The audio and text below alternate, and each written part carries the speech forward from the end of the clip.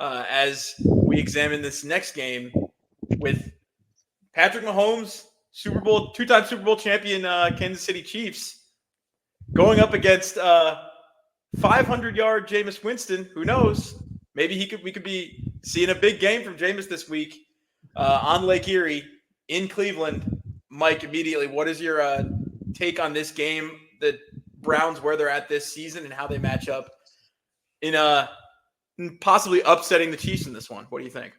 So, if we take it at face value, the Browns are the worst team against the spread. They're 4-9, and that's just because we've had limitations. We had Deshaun Watson to start the year. There are problems going everywhere, but you should be a lawyer, Mike. One, there are limitations. There are limitations. Saying they've been bad all year. There are limitations. Cedric Tillman is questionable coming into this game, who was on a fantastic trend going into superstar. I dubbed him a superstar. I remember him being a superstar. Yeah, I dubbed him a superstar wide receiver, and then he got injured. But what I will say is, let's put spread aside. If you are not entertained by watching Jameis Winston quarterback this team, you're insane. This is like taking 4 different drugs, drinking them all in, and then just saying, whoa. And there's just, there are pelicans, there's rainbows on the screen, it's everything. That is the Jameis Winston experience. What I will tell you is, I love the over here, because the one thing that I can say about the 3-win Browns is that, goddamn, they will put up a fight. The 4-point spread, I don't want to touch. I think the defense, we are getting some people back on defense. JOK and Denzel Ward, I think, are going to be are going to be healthy for this game. The offensive line has played very well in pass protection for Jameis. And I think that is one place where we're going to be able to exploit them. But it's likely that we don't have David Njoku, red zone target for Jameis in this game. I don't want to touch the 4-point spread because of that. I really like the first half under here at 21.5. I think the Browns have the ability to muck it up. I think the defense came to play last week against Pittsburgh. Jameis Winston, and then take the first half under. I like the over at 43.5 on the Brown. Actually, no, not the over at 43.5. I like the Browns over 20 for their team total over, because there has been a dichotomy with Jameis Winston of the mistakes either come early or they come late. And when they come late, they've already scored the points. Where it sits right now, I think Jameis Winston is going to be able to move the ball against this Chiefs defense. I think what's going to be hampered for the Browns, as it has been all year, because we've been trotting out an injured Nick Chubb, who has been, he's getting back into the fold. And that's the X factor in this game, Pat, is if Nick Chubb is going to be able to, kind of, every game has been a progression. They've been easing him back into the offense with 10 to now 17. We may see 20 snaps from Nick Chubb, and that may turn the game as he's gotten healthier, gotten the confidence to run, and it switches up a lot of things. Where I think a Chiefs pass defense against a decimated offensive line for the Cleveland Browns, it it may spark interest. I mean, I'm biased as hell, but Here, I'll say this, Mike. I'll say You this, think? and given all that you just said, again, I'm probably not going to go into as deep of a breakdown onto who's in and who's out for the Browns and who's in and who's out for the Chiefs. But I will say my fish line meter is going off. If everything you just mentioned about the Browns I see him keeping it close. is true, no Njoku, offensive line a little banged up, all these things going on with the Browns. Why is the line only 4 points? No, here's Fish line take meter take the means I like the Chiefs. Browns. Take the Chiefs. They're gonna win the possession battle. Now, Mike, keep in But mind I love the Browns first half. the Chiefs have covered like one of their last like 8 games. Like this is not What- a team Yeah, that I was going to covers say they spread. haven't covered in their last 7 games. And they barely covered against and that one win cover is against the Chargers last week, and that like was a toss up in my opinion. Right. And here's where I think the argument is. The Browns' defensive line has gotten stronger. You know, we've seen Dalvin Tomlinson has been a force. Myles Garrett is playing out of his mind. JOK is playing great on the secondary. The defense has stepped up after we have gotten through, the injury plagued part of the season for the defense, which was Greedy Williams. I mean, there was a lot of injuries to the secondary. I think is Greedy Williams still hurt? Grant Delpit. I saw him go down. I don't know if it was last week or week before. No, he's returned from injured reserve. So Delpit's going to be back. Here's where it comes down to. I think the Browns defense keeps them in the game. I wouldn't take them to win. A 4-point spread against a Chiefs team who has played one possession games. I like Jamie. I like my chances with Jameis Winston. Because it always comes down to this with Jameis. If we can control the time of possession with him not turning the ball over 2 plays into a drive, he can make the plays. You've seen it. And he is the MVP of this season. As a 3-10 season, but he is the MVP. Like I would love to see him as the Browns quarterback going into the future. Draft somebody, but Jameis will be the starter next year. I'll tell you that. I hope so.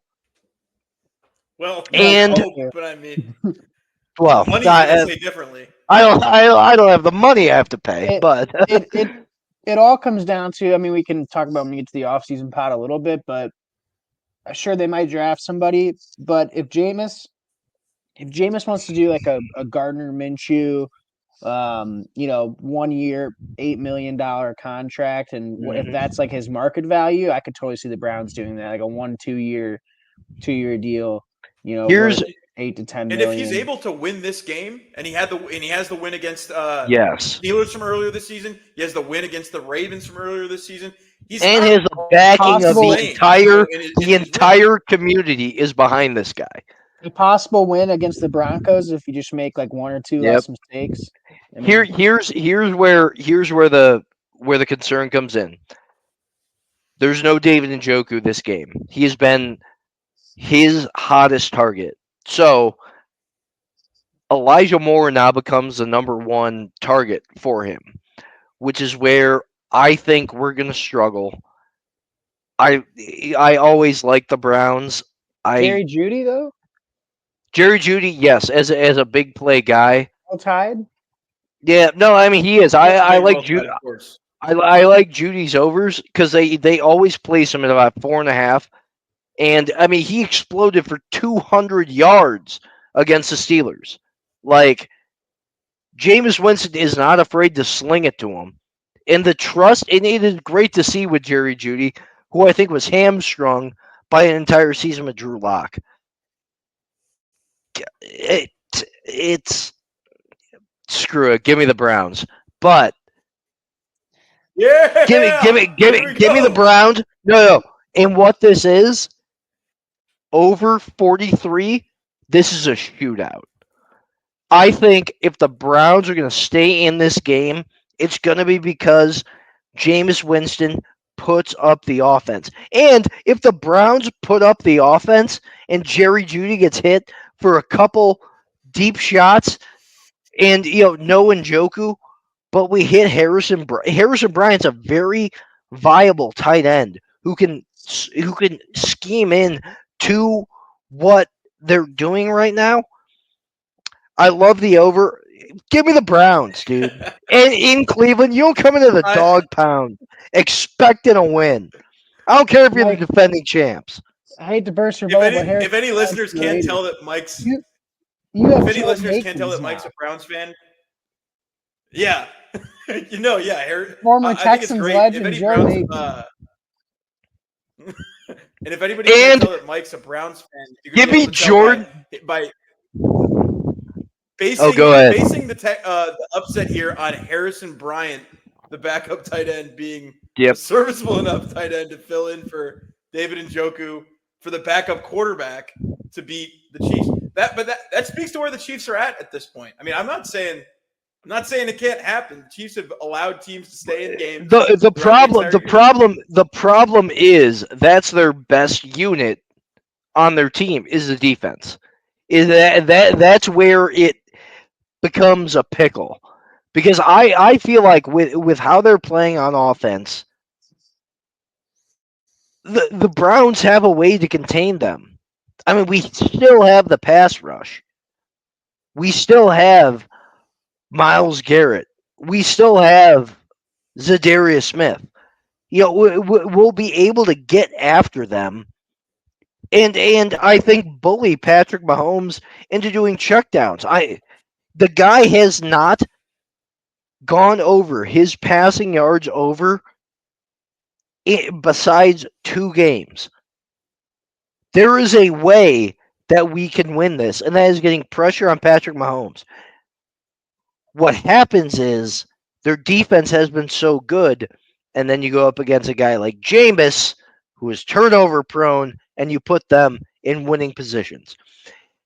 If Jameis limits the turnovers, because this is not a team you can turn the ball over against. And I know Kevin Stefanski has been hammering that down, and Ken Dorsey has been hammering that down for Cleveland. If we can limit the turnovers, I like a big Nick Chubb game this year. I think Nick Chubb, this is where he puts his foot down. And I think he makes a difference in this game. Hell yeah. I hope you're right, man. I don't have much faith in the Browns at this point. Just when you talk about having a backup quarterback like Jameis Winston out there that is prone to turning the ball over. But you know what? I didn't have much faith against them against the Ravens and against the Steelers, and they proved me wrong in both of those games. I wish we could have done the pod against the Steelers. I wish we could have done the pod against the Steelers. I had them locked. You had that one picked? Tied me up. Mm-hmm. I wish I had your optimism. I had too much money on them, and it worked. Yeah.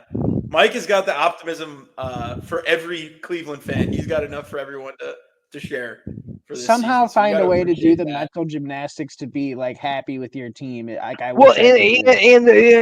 My last point will be, they put up 14 points last game.